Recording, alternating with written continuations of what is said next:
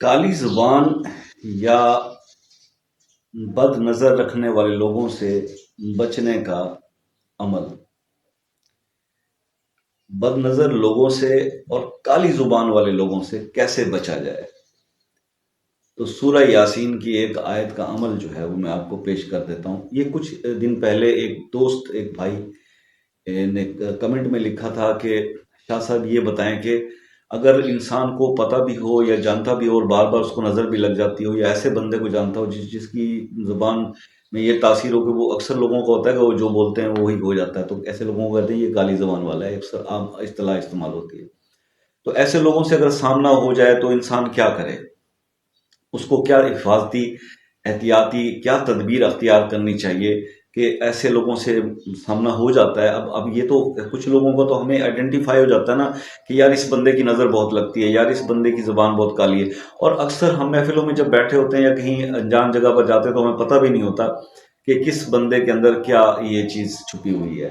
مطلب ایسی صورتحال کے اندر حفظ ما تقدم کے طور پر یہ احتیاط ایسی کر لینی چاہیے کہ اپنی حفاظت کا کوئی ایسا بندوبست ہم پہلے سے جانتے ہوں کہ وہ ہم کر لیں تو ہم اس پرابلم کا شکار ہونے سے بچ جائیں گے۔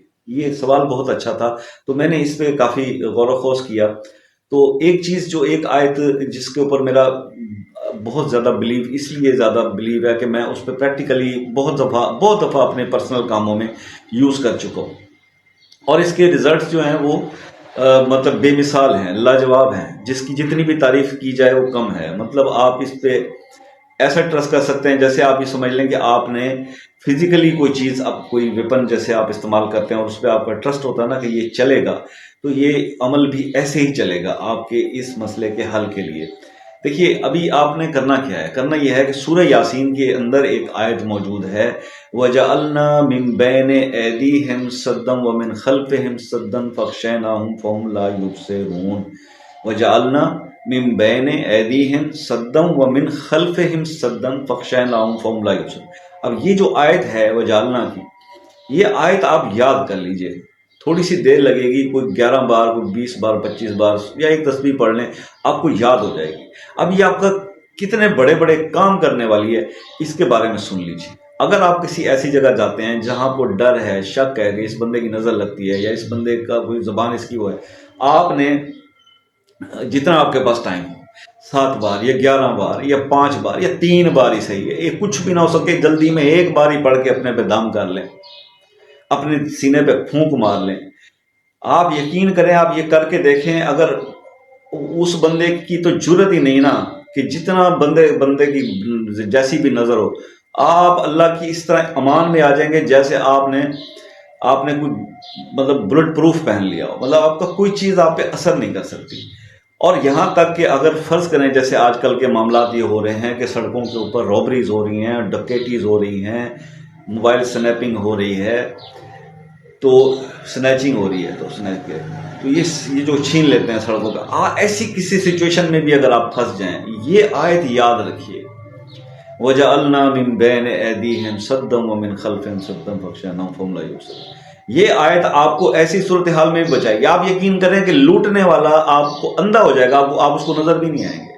اتنا یقین ہے مجھے اس آیت پہ، اور اتنا میں اس کو بارہا آزما چکا ہوں۔ آپ یقین کریں کہ یہ اگلا جو ہے جیسے وہ اندھا ہو گیا، اس کو آپ نظر ہی نہیں ہے، وہ 10 بندے اور لوٹ لے گا، آپ کو دیکھے گا بھی نہیں، آپ اس کو اتنی اللہ تعالیٰ کی اس میں امان اور حفاظت میں آپ آ جائیں گے۔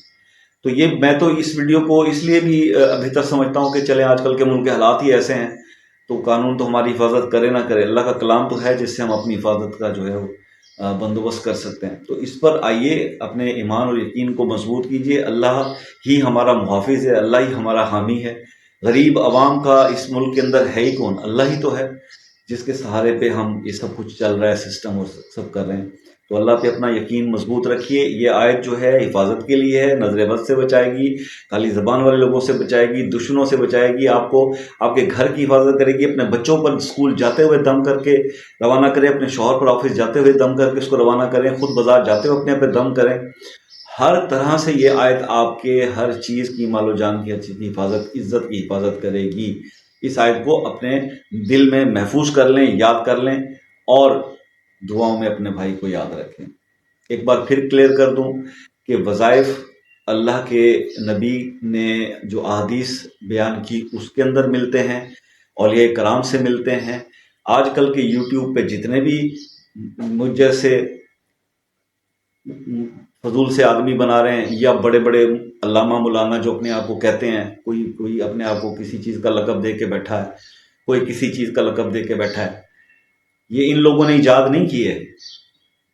معذرت کے ساتھ کئی لوگ مجھ سے کہہ رہے ہوتے ہیں جی آپ تو اس کا آپ سنا رہے ہیں وظیفہ، اس کا۔ بھائی کسی کے باپ کا یہ وظیفہ نہیں ہوتا، وظائف تو حدیث نبی سے ملے ہیں، وظیفے تو قرآن کی تعلیم ہے، اولیاء کرام نے بنائے ہیں۔ یہ جو یوٹیوب پہ ہم جیسے کئی بابے یہاں بیٹھ کے بیان کر رہے ہیں، یہ کسی کے باپ نے نہیں بنائے، یہ ہم نے نہیں بنائے۔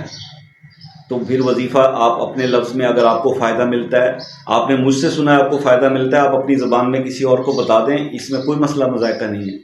نہ ہی ہم نے کبھی کسی بڑی ٹوپ چیز ہونے کا دعویٰ کیا ہے۔ اللہ تعالیٰ آپ سب کو خوش رکھے، گناہ گار ساتھ بھی ہوں، دعاؤں میں یاد رکھیے گا۔ پھر ملیں گے کسی ویڈیو میں، تب